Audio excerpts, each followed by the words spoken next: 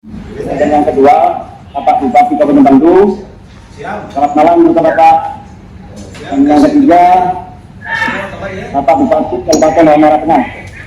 Kita menyaksikan topik pada malam hari ini. Dengan tidak lama kita berikan waktu lengkap untuk Bapak DPRD untuk ditambahkan. Ketua Bidang Otonomi Daerah dan Pemerintah Desa beserta jajaran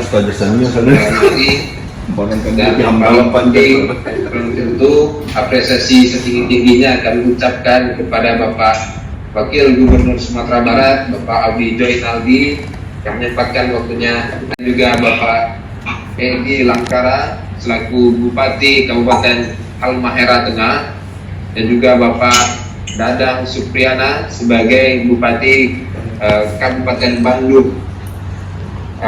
Apresiasi setinggi-tingginya kami berikan karena sudah meluangkan waktunya untuk berbagi kepada kami PBHD generasi muda terus bangsa. Hari ini kita diminta berbincang untuk masalah Otoda, masa depan otonomi daerah pasca Omnibus Law. Memang otonomi daerah ini adalah salah satu produk dari reformasi kita. Otonomi daerah ini wujud dari solusi atas persoalan pada masa Orde Baru yang mana pada saat itu terjadi sentralisasi kekuasaan sehingga muncul otoritarianisme itu. Kemudian bergeser ke gubernur, karena wilayah kegubernuran itu adalah wilayah konsentrasi sebagai kepanjangan tangan dari pemerintah pusat. Negara ingin melanggengkan investasi Indonesia. Tentu ini adalah mimpi untuk mewujudkan kesejahteraan. Tapi kita industri berdampak tidak terhadap kesejahteraan masyarakat lokal atau masyarakat lingkar. Itu berdampak tidak apabila investasi itu didorong ke daerah. Tapi jika investasi tidak mampu memberikan dampak kesejahteraan dan hanya memberikan penalti yang tidak begitu tinggi, tentu ini menjadi tingkat kerugian yang terkenal. Mengenai dari efektivitas pelaksanaan Omnibus Law. Monggo Bapak, waktu dan silakan. Assalamualaikum warahmatullahi wabarakatuh.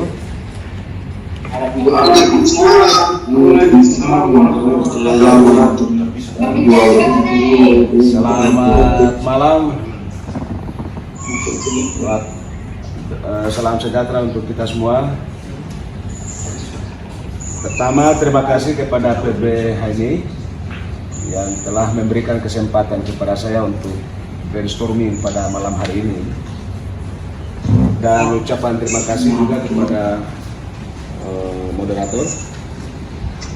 Kemudian saya menyapa dulu Pak Wagub Sumatera Barat yang saya hormati, Mas Audi.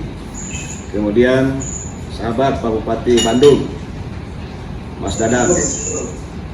Kemudian PRT Wali Kota Cimahi yang belum kelihatan di sini. Yang berikut Ketua Umum PBH ini, Mas Rayhan. Kemudian Ketua Bidang Oda dan Pemberdayaan Desa, Dinda Yanda Barmawi. Semua peserta daring yang saya hormati. Yang pertama, saya perkenalkan singkat saja. Saya ini di HMI ini hanya prajurit di bawah. Nah, jadi Ketua Umum Komisariat Persiapan waktu itu. Di bawah pimpinan Anang Otolua. Lalu kemudian aktif di intrakampus. Merespon untuk bersama-sama kita diskusikan pada malam hari ini.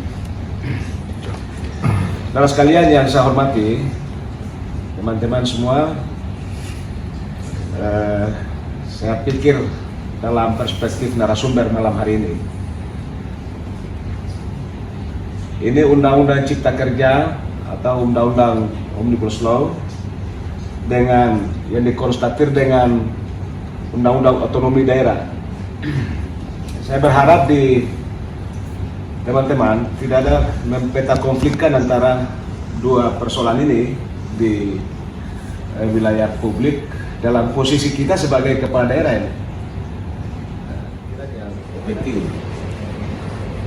Pada perspektif yang lain, ini Bupati, saya harus berada pada koridor yang baik,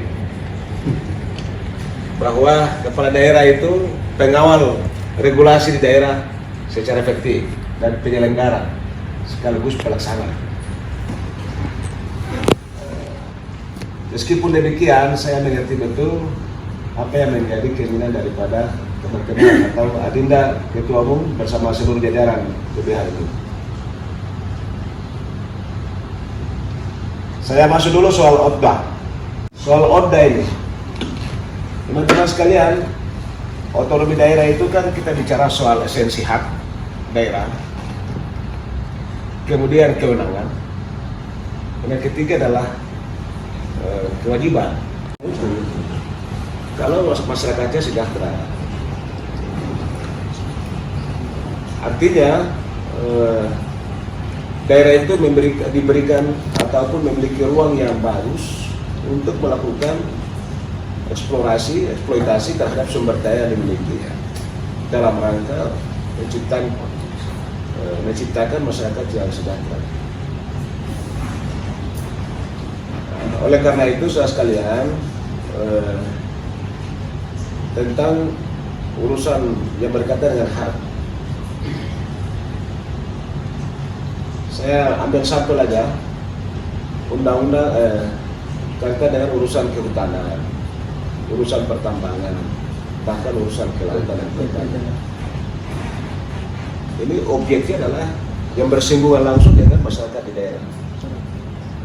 Pada saat yang sama, otoritas ini ditarik kembali menjadi urusan provinsi di bidang kelautan, kehutanan, kemudian pertambangan. Nah, kemudian pada undang-undang yang baru, Undang-Undang Cipta Kerja, itu kita sudah tergerus kembali dari urusan-urusan ini semua dialihkan ke Jakarta, seperti pertambangan, termasuk perizinan. Nah, saudara sekalian, di ujung timur Indonesia ini, di Pulau Halmahera, saya ingin menyampaikan pandangan ini ke saudara-saudara, teman-teman di PPH ini, untuk lebih harus ada kemampuan yang kuat untuk melakukan kajian-kajian ini. Contoh ya, kalau saya memberikan contoh ini, lalu kemudian ada wilayah tertentu yang tidak memiliki sumber daya yang sama, mungkin akan apatis atau a priori terhadap pandangan saya.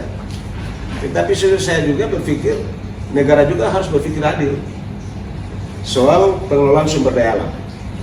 Urusan mineral batu bara yang semuanya di daerah ini tidak dimiliki kewenangan oleh daerah. Hanya satu demikian adalah urusan perizinan lingkungan. Itu pun pada saat yang sama itu sudah dibawa ke Jakarta melalui Undang-Undang Cipta Kerja.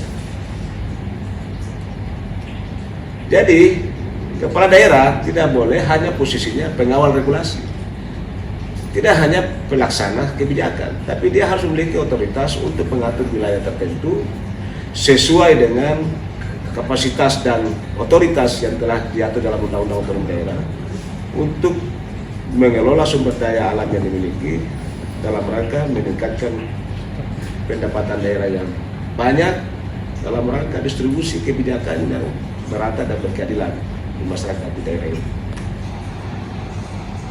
Termasuk juga dengan sumber dana transfer lainnya seperti PPH. Saya pikir ini harus dikaji kembali dalam rangka membangun kesetaraan kita sebagai bangsa Indonesia dalam kehidupan berbangsa dan bernegara, dalam melihat Indonesia dalam satu kesatuan, Indonesia dalam satu koridor Nusantara, Indonesia dalam posisi berdiri sama tinggi, duduk sama rendah. Ini untuk tetap survive, sekaligus selamat kepada Ketua Umum yang baru. Terima kasih. Assalamualaikum. Waalaikumsalam warahmatullahi wabarakatuh. Waalaikumsalam warahmatullahi wabarakatuh. Waalaikumsalam.